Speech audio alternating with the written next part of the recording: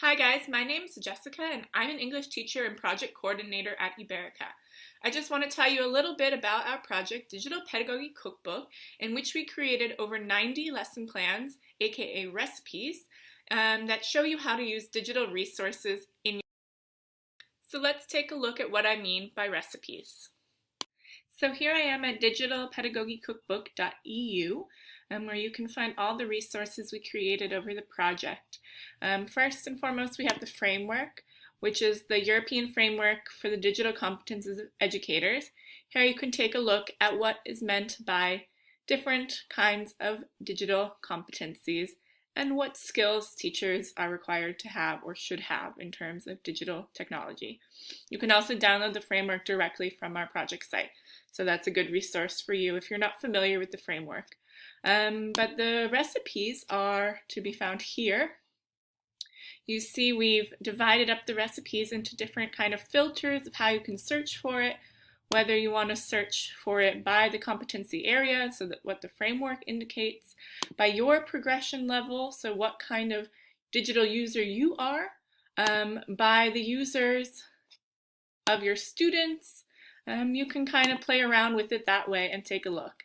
You see we have resources for all kinds of digital tools, from YouTube to H5P to Google Forms. There's really a lesson for everything. So let's take a look at a recipe. Say we want to learn this recipe, use H5P to offer interactive learning opportunities. You'd click on the recipe here, and then you'd have the recipe metaphor, the recipe lesson plan here shown for you. You see we have the ingredients. These are all the tools you need to complete this lesson, as well as a description and step-by-step on how to create a lesson using H5P. It also indicates your target group and your learning teaching situation, as well as the different framework categories I indicated as filters on the website page. There are external more resources down at the bottom of every recipe, so you can keep learning once you've completed this step-by-step. Hopefully you'll have some fun playing around with our recipes, and we look forward to having you visit our website, digitalpedagogycookbook.eu. Happy learning!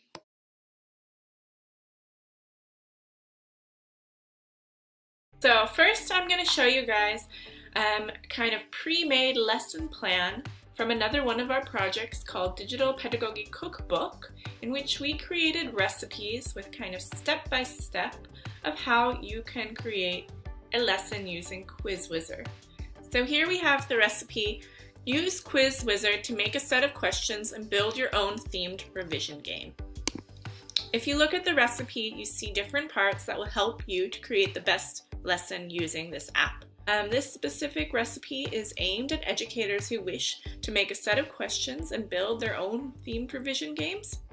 And the target group is all ages. You can make the game for different school-age kids, university kids, or adult learners, whatever fits your specific needs as the teacher. You'll also need some specific ingredients. That includes a computer or a laptop, internet connection, Quiz Wizard. You have to create an account for that, which I'll show you how to do, and students to play the games. These students do not need to be expert digital users, but some sort of basic competence is needed. So as you see in the recipe, it gives you a breakdown on how to create a quiz. And here we are ready to make a game. So you can access Quiz Wizard at quizwizard.com. Either download the app or do it directly on your desktop. You'll have to log in after you create a free account. Since I already have an account, I'm just going to log right in. And you can see your dashboard. You have on the left-hand side your games that you've created, active games that your students have been shared, a question bank, so if you've created all these kind of questions you can use in different games. And then of course public games created by all the other users out there. That's what's great about Quiz Wizard, is there's over 5,000 games that already exist. And then reports and avatars. So to get started by making your own game, you click on the left-hand side, Make a Game. Then you have some different steps. The app really clearly shows you how to follow. The quality score here. You have the different steps signed up so you know what to do to complete your quiz and make it ready for your students.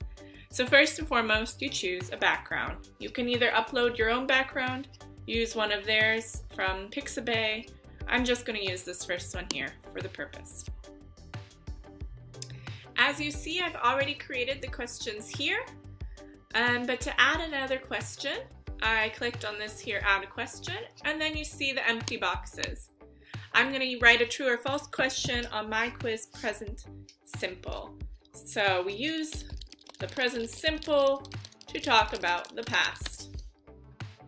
I would click false because that's not true. And then you save the question. So once you've added all your questions and designed your game, you can share the game and play the game with your students. As you see, the students will be given this access code 38781. Either they have the app and they can just enter it there, or they're given this direct link and they can join. The access link or the direct link, your students would be sent to this page where they can log directly in, create a name for themselves, and get started. So the questions just pop up one by one, and you're able to quiz your students this way. One of the really great features for trainers is over here, the scoreboard and view results. You can always take a look at how your students are progressing and what questions are giving them a hard time.